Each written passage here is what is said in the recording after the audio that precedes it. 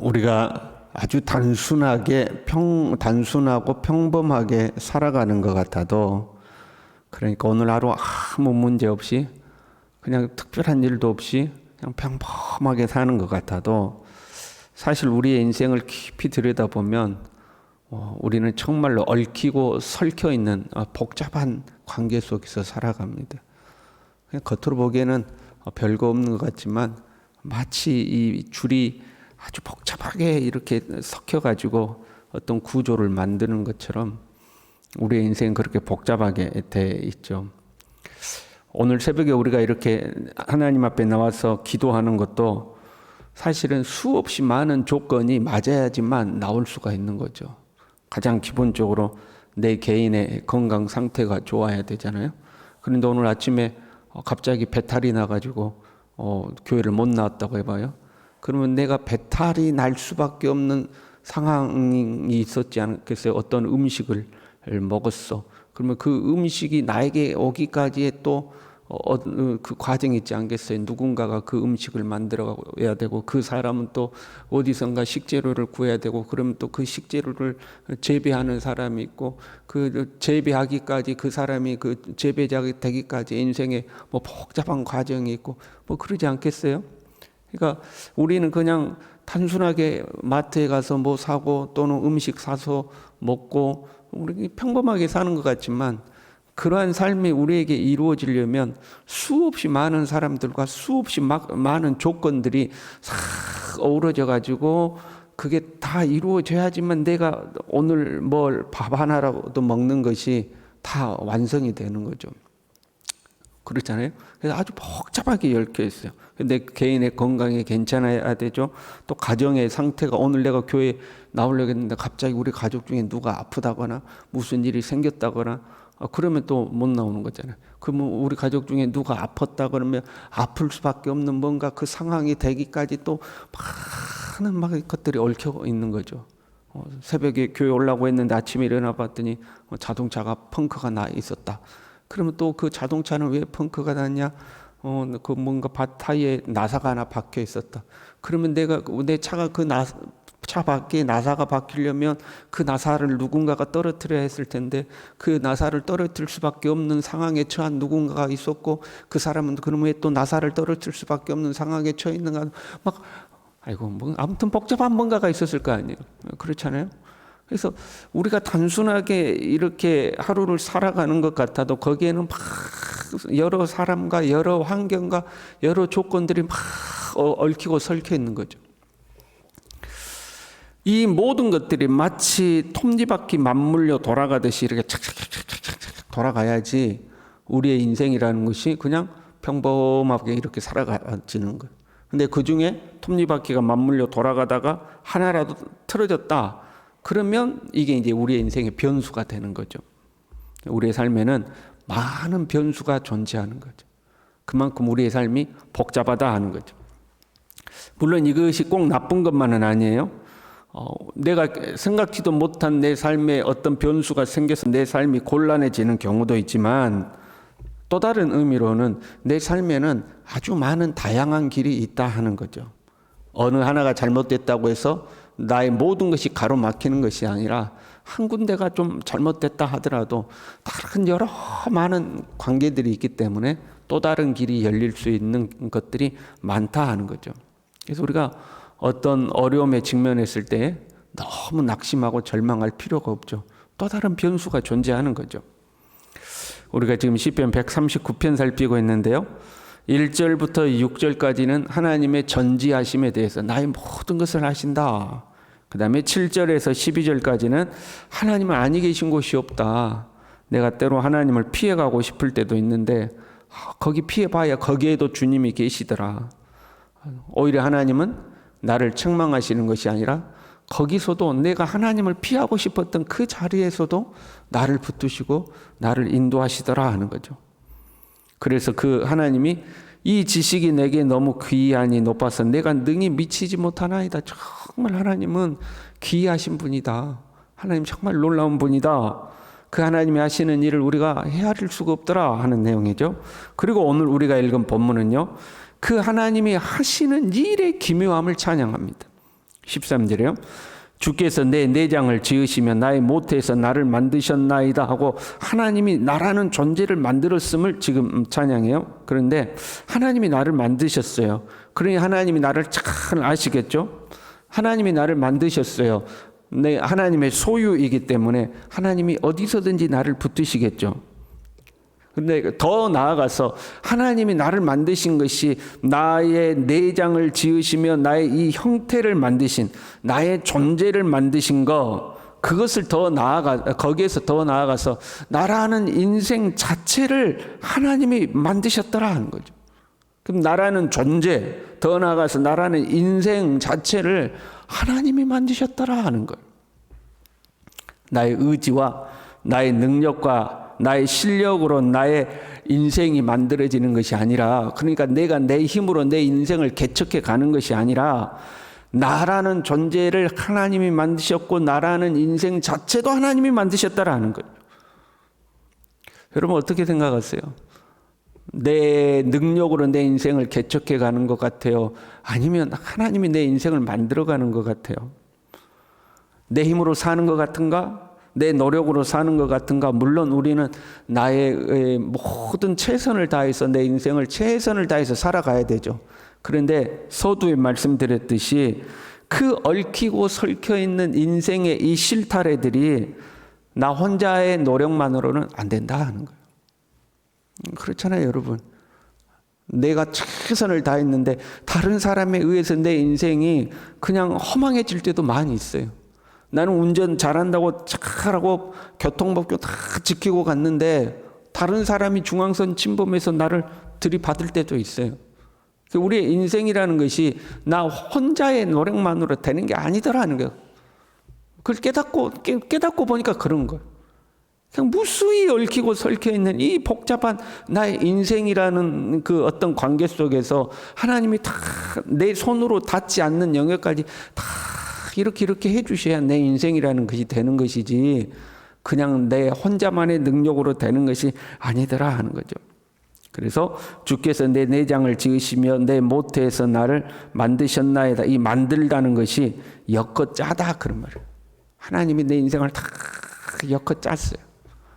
다윗은 그걸 경험해야 하는 거죠. 이름 없는 목동이었던 자기를 왕으로 세워가는 그 하나님의 손길이 자기 능력으로 되는 게 아니에요.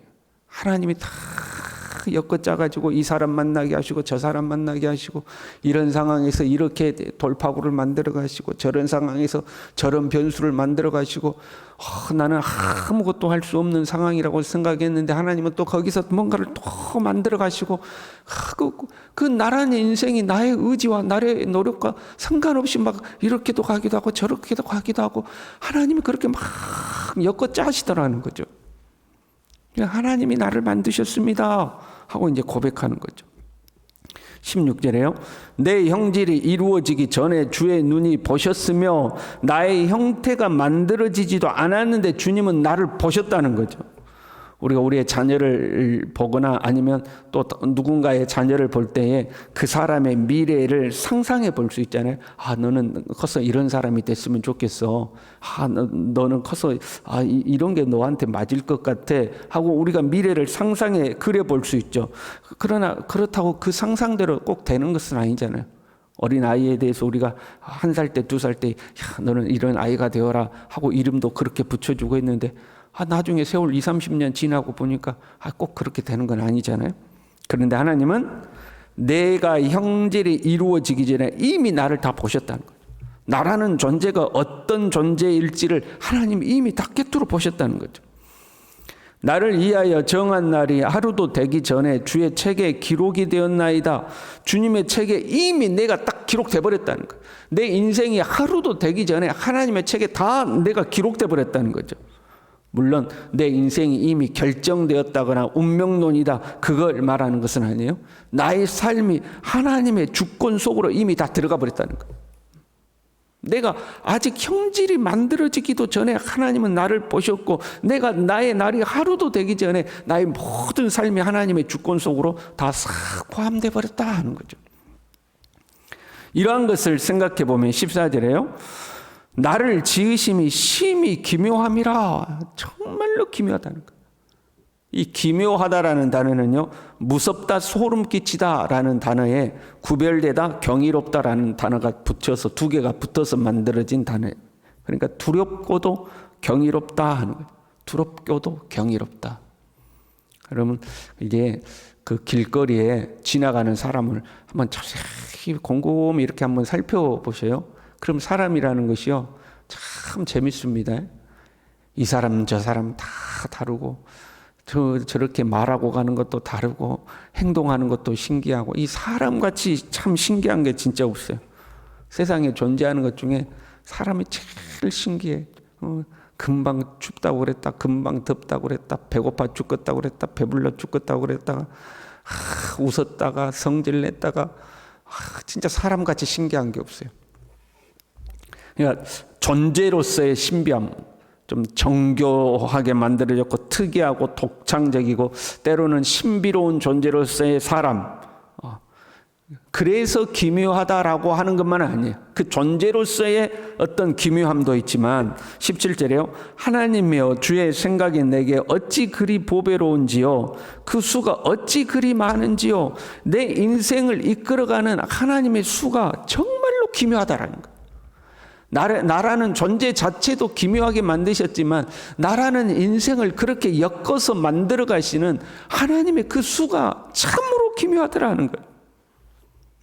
그걸 다윗은 경험으로 터득한 거. 우여곡절 많은 인생이었어요. 저 시골에 이름 없는 소년 목동에서 통일 왕국의 왕이 되기까지 정말로 많은 일이 있었어요. 때로 인생의 막다른 골목이라고 생각했을 때 외통수라고 그러잖아요. 더 이상 야 이건 애통수야, 방법이 없어, 그런 어떤 모든 것이 막혀 있다고 생각하는 그 순간에도 하나님은 아주 기묘한 방법으로 또 다른 길을 만들어가는 거예요. 그래서 다윗의 인생을 이끌어가는 거죠. 18절에요. 내가 세려고 할지라도 그 수가 모래보다 많도소이다. 내가 도저히 생각할 수도 없고 상상할 수도 없는 하나님의 방법으로 나를 이끌어 가시더라는 거죠.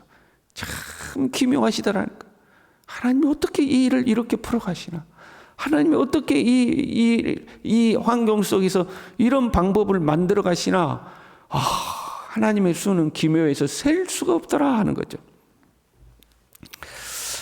우리의 인생이 얼마나 복잡하게 얽혀 있고 설켜 있는지 사실 그것도 모르고 살아요, 우리는. 여러분 그렇잖아요.